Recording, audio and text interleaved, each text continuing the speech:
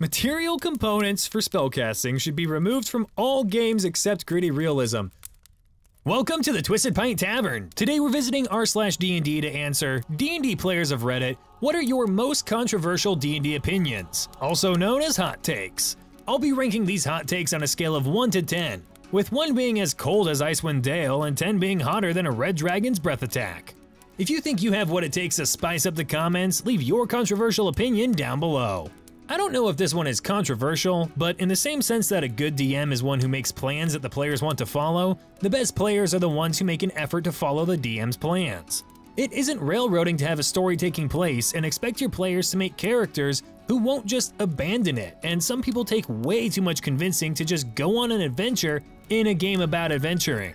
This hot take gets a 1 out of 10 for me, but that doesn't mean it's a bad take, that actually means it's a good take. I actually agree with this. I think the best games involve the DM and the players working together toward a story instead of acting like opposing parties. I should be allowed to eat the dice. I'm gonna give this goblin a 3 out of 10 on their hot take. It's not like that hot a take because yeah, I mean the dice look like candy, that'd be fun, except all of my dice are metal and that would hurt.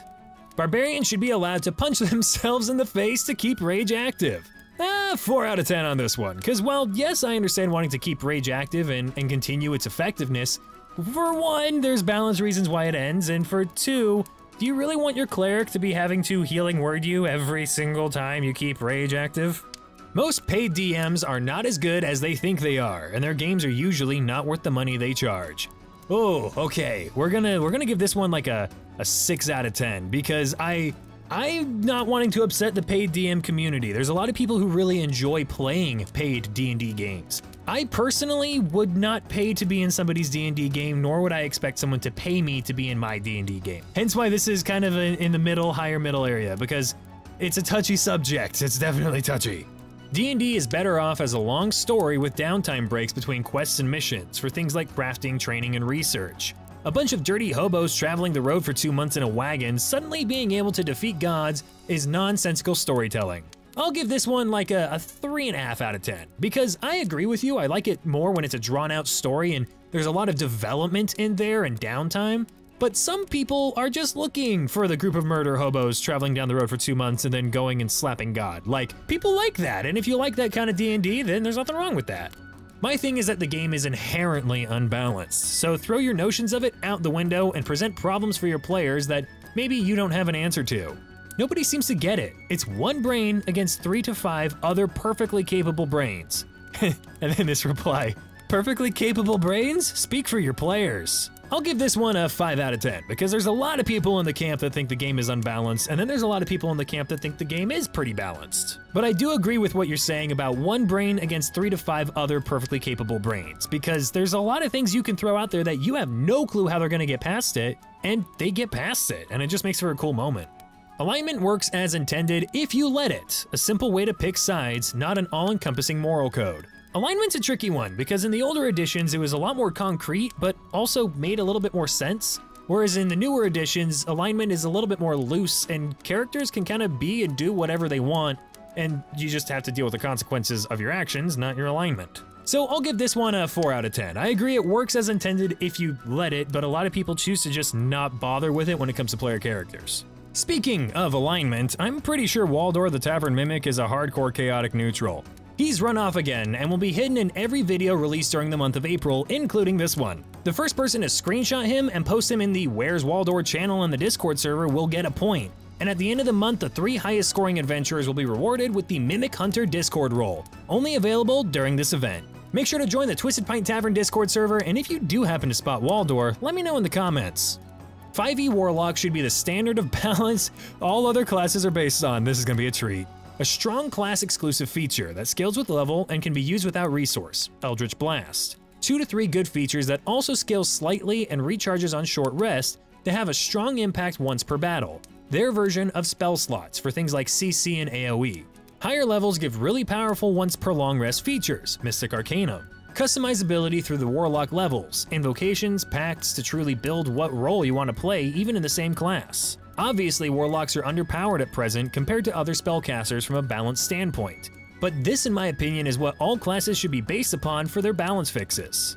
Okay, I'm gonna give this a 7 out of 10, because You want to balance the entire game around Warlock, which the majority of the community thinks is one of the most underbalanced classes. And I see what you're saying about having like a simple class ability structure, but so many of the classes just don't work that way.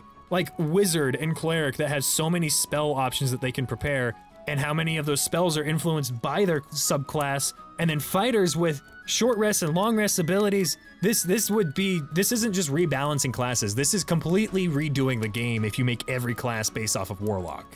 Monks don't make sense as a class in most mainline D&D settings.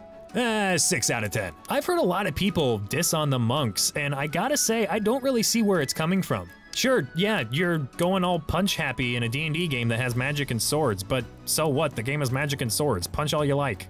Roles should not be fudged and rules should be adhered to, because otherwise you're not playing a game anymore.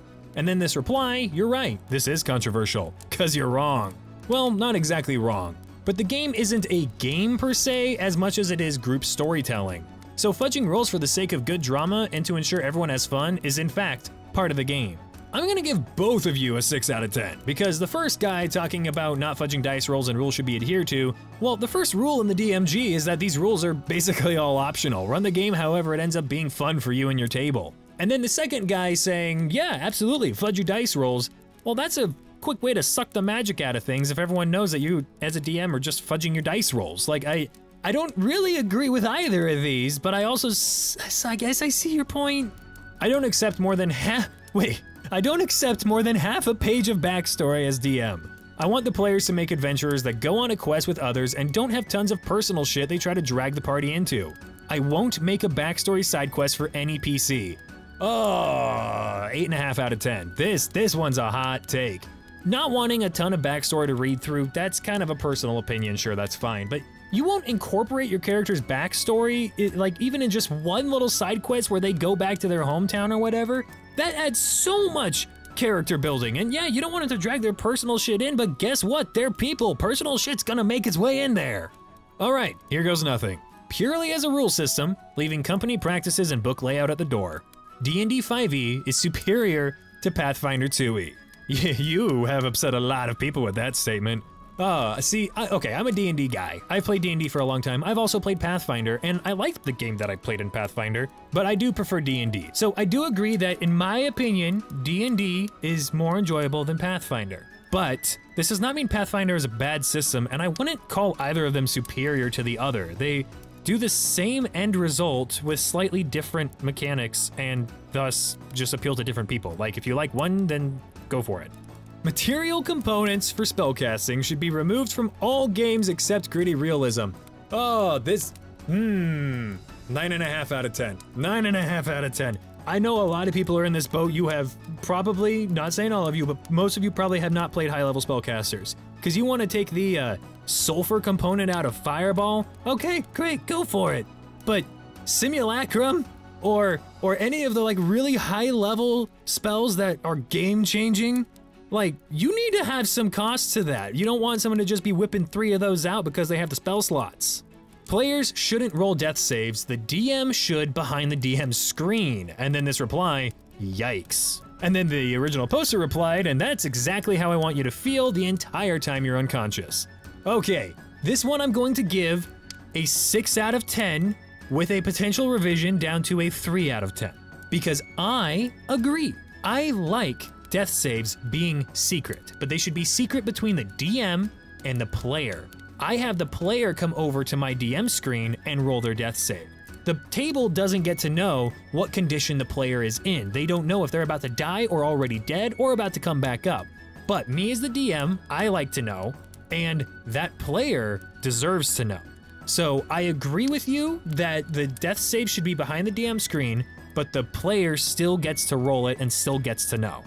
Okay, wow, this turned into a more heated video than I thought it would. Jeez, okay, if you enjoyed the video, make sure to leave a like and subscribe and all that jazz. Leave your hot takes in the comments down below because I enjoyed this and I would love to see what your hot takes are for a part 2 of this video. Also, don't forget to join the Twisted Pint Tavern Discord server. The community in there is quickly growing and we have a lot of awesome people in there already. And if you're one of those awesome people, you know who you are. Anyway, thank you guys again for watching and I will see you in the next video. Oh hey, would one of you guys mind putting out the lantern out front when you're on your way out? Because I'm gonna call it a night. Those were some hot takes.